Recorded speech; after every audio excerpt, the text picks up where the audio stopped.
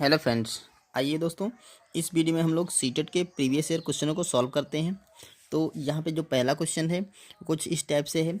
एक तार वर्ग के रूप में 144 सेंटीमीटर क्षेत्रफल घेरता है। ठीक है, यदि इसी तार को एक आयत का रूप दिया जाए तो दिया जाए जिसकी लंबाई 16 सेंटीमीटर है, तो यह कितना क्षेत्रफल घेरेगा। कोई तार है, ठीक है, उसको आयत के रूप में वर्ग के रूप में बनाया गया है। ठीक है, वो तो उसका जो एरिया आता है वो 144 सेंटीमीटर का क्षेत्रफल आता है। ठीक है, यदि इसी तार को एक आयत का रूप दे दिया, अब उसी तार को एक आयत बनाया गया है जिसकी लंबाई 16 सेंटीमीटर है, तो बोल रहा है ये कितना क्षेत्रफल घेरेगा। तो हमें देखिए, आयत की जो लंबाई है वो हमें पता है, अगर उसकी हमें चौड़ाई पता चल जाए तो हम अब ये बता सकते हैं कि वो कितना क्षेत्रफल घेरेगा। ठीक है, अब चौड़ाई कहाँ से पता करेगी। देखिए, ये चीज़ दे रखी है और एक आयत दे रखा है। यहाँ पर एक वर्ग का क्षेत्रफल दे रखा है, एक आयत दे रखा है। तो वर्ग का जो क्षेत्रफल है वहाँ से हम वर्ग की भुजा निकाल सकते हैं, और वर्ग की भुजा निकाल करके वर्ग का परिमाप निकालेंगे, जिससे कि हमें ये पता चल जाएगा कि वो जो तार की लंबाई कितनी है, क्योंकि तार की लंबाई ही दोनों में कॉमन है। आयत और वर्ग में जो तार की लंबाई होगी वो कॉमन होगी। देखिए, सपोज दैट आपका तार कुछ इस टाइप से था। ठीक है, ऐसे था, उसको पहले मोड़ा गया तो एक वर्ग बना गया। ऐसे मान लेते हैं एक वर्ग बना दिया गया। ठीक है, जिसका जो ये एरिया बोल रखा है ये 144 सेंटीमीटर है। ठीक है, 44 सेंटीमीटर स्क्वायर है। अब कह रहा है, देखिए, अब यहाँ से हम इसका परिमाप निकाल सकते हैं। जो आयत की ये पूरी जो ये तार की लंबाई यहाँ से यहाँ तक है, ए से लेकर के, और यहाँ से देखिए ABCD अगर है तो यहाँ से ये तार की जो लंबाई है वो निकाल सकते हैं इससे, जब हम इसका एक भुजा की माप ज्ञात कर लेंगे। तो जो आयत वर्ग का क्षेत्रफल होता है वो होता है भुजा स्क्वायर। ठीक है, भुजा स्क्वायर, तो इसका मान दे रखा है 144। ठीक है, ये भुजा स्क्वायर वर्ग का क्षेत्रफल होता है, 144 दे रखा है। तो अब यहाँ से देखिए 144 को हम लिख सकते हैं 12 का स्क्वायर। ठीक है, अब ये स्क्वायर स्क्वायर काट देंगे तो जो भुजा आ जाएगी वो आपकी 12 सेंटीमीटर आ जाएगी। ठीक है, जैसे ही इसकी भुजा 12 सेंटीमीटर निकलेगी तो देखिए 12 तो ये हो गई और 12 ये हो गई, 12 ये हो गई, क्योंकि वर्ग की सारी भुजाएं बराबर होती हैं, और 12 ये हो गई, तो 12 चौका 48। तो जो ये तार की लंबाई है ये 48 सेंटीमीटर हो जाएगी।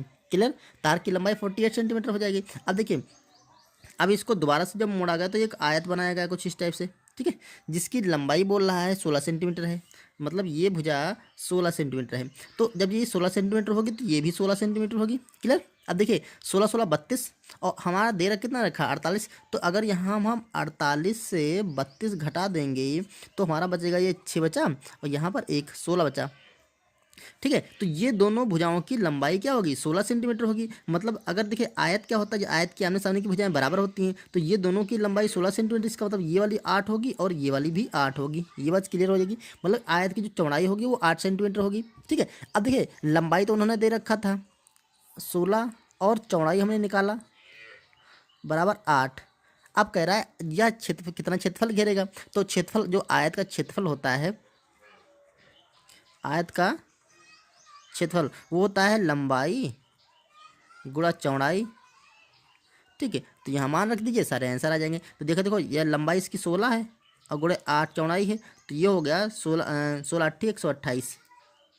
तो यहाँ पर हम लिख देंगे 128 सेंटीमीटर स्क्वायर। यही हमारा इस क्वेश्चन का आंसर हो जाएगा। ओके, चलिए अगला क्वेश्चन देखते हैं। यहाँ दे रखा दो संख्याओं का लासा व मासा क्रमशः 9 तथा 12 है, तो यदि इनमें से एक संख्या 6 है तो दूसरी संख्या ज्ञात कीजिए। दोस्तों ये क्वेश्चन बहुत ही आसान होता है। एक फार्मूला होता है दो संख्याओं का गुणनफल, या ऐसे लिख सकते हैं संख्याओं का गुणनफल। ये होता है बराबर लासा गुणा मासा। संख्याओं का गुणनफल बराबर लासा गुणे मासा। ठीक है, तो यहाँ पर देखिए संख्याएं क्या हैं, दो संख्याएं हैं। अब एक संख्या तो उसने कहा है एक संख्या 6 है, तो मान लेते हैं दो संख्या, एक संख्या A थी गुणा दूसरी संख्या थी B। ठीक है, और इन संख्या का जो गुणनफल है वो लासा मासा के गुणनफल के बराबर होता है। तो देखिए ये है इसका सॉरी यहाँ पे देखिए लासा पहले लिखा है, इसका मतलब लासा बड़ा होगा और मासा छोटा होगा, ये मासा हो जाएगा। ठीक है, थोड़ा मिस्टेक हो गया, गलती यहाँ पर, ये 12 इधर होना चाहिए था, 9 इधर होना चाहिए यहाँ। ठीक है, क्योंकि लासा सदैव बड़ा होता है और मासा होता है छोटा। यहाँ पे क्रमशः लिखा, इसका मतलब लासा पहले यहाँ पे लिखना चाहिए था और मासा बाद में लिखना चाहिए था। ठीक है, तो आप समझ गए होंगे कि लासा इसका 12 है और मासा 9 है। ठीक है, तो ये संख्याओं का गुणनफल के लासा और मासा के गुणनफल के बराबर होता है। तो लासा इसका 12 तो यहाँ पे 12 लिखेंगे, गुणा 9 है तो यहाँ पर 9 लिखेंगे। क्लियर। अब देखो यहाँ पर एक संख्या भी दे रखी 6, हम मान लेते हैं जो एक संख्या 6 है, पहली संख्या ए है, ये हमें नहीं पता, ये निकालनी है। यहाँ पर 6 बराबर यहाँ पर 12 गुणा 9। अब ये 6 बराबर के इधर जाएगा तो नीचे चला जाएगा, या ऐसे काट सकते डायरेक्ट 6 से काटेंगे तो 6 दूना 12। तो यहाँ पर जो ए का मान आ जाएगा वो आएगा 9 दूना 18। तो यही इस क्वेश्चन का आंसर, जो पहली संख्या होगी वो 18 हो जाएगी और दूसरी संख्या 6 हो जाएगी। अब देखिए 18 और 6 का अगर मासा देखा जाए तो इसका 9 हो जाएगा। देखिए अगला क्वेश्चन जो है, किसी त्रिभुज के कोणों का अनुपात 3:7:8 है, तो इसके बृहत्तम कोण का मान ज्ञात कीजिए। सबसे बड़े से बड़े कोण का मान ज्ञात करना है। ठीक है दोस्तों, यहाँ पर 3 कोण दे रखे हैं, मान कोई ट्राइंगल होगा। ठीक है, ऐसे टाइप ट्राइंगल होगा, इसका एक कोण ए है, बी और सी। ये इनका जो अनुपात है, ये कोणों का जो अनुपात है, कोण ए, कोण बी और कोण सी। देखिए ये अनुपात के फॉर्म में दे रखा था, इसको हम एक कांस्टेंट नंबर मान करके इनको फिक्स वैल्यू बना लेते हैं। तो मान लेते हैं 3x है, ये है 7x और ये है 8x। अब हमें क्या करना है, तो इसके बृहत्तम कोण का मान ज्ञात कीजिए। अब देखिए इनका मान हम पता कैसे करेंगे कि त्रिभुज के जो तीनों कोण होते हैं उनका योगफल, मतलब कोण ए प्लस कोण बी प्लस कोण सी, इन तीनों का जो योगफल होता है वो 180 अंश होता है। ये बात क्लियर है, क्योंकि त्रिभुज के ये प्रॉपर्टी होती है, इनके तीनों कोणों का फल 180 अंश होता है। अब ये तीनों कोणों के मान रख देंगे, तो यहाँ पर हम 3x रखेंगे प्लस 7x प्लस 8x, ये है 180 अंश। तो 7 3 10 और 18, ये हो गया 18x का मान 180 अंश। ठीक है, तो यहाँ से देखिए x की वैल्यू निकल सकते हैं, x के बराबर, ये 18 से काटेंगे, 18 एक बार कटेगा, 0 आएगा, तो ये x की वैल्यू 10 आएगी।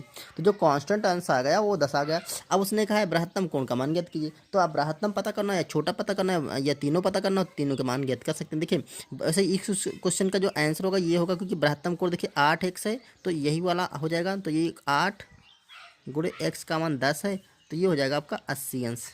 क्लियर। अब आप तीनों कोणों के मान भी ज्ञात कर सकते हैं। देखिए 7x है तो 7 गुणे 10 रखेंगे तो ये 70 अंश आ जाएगा, और ये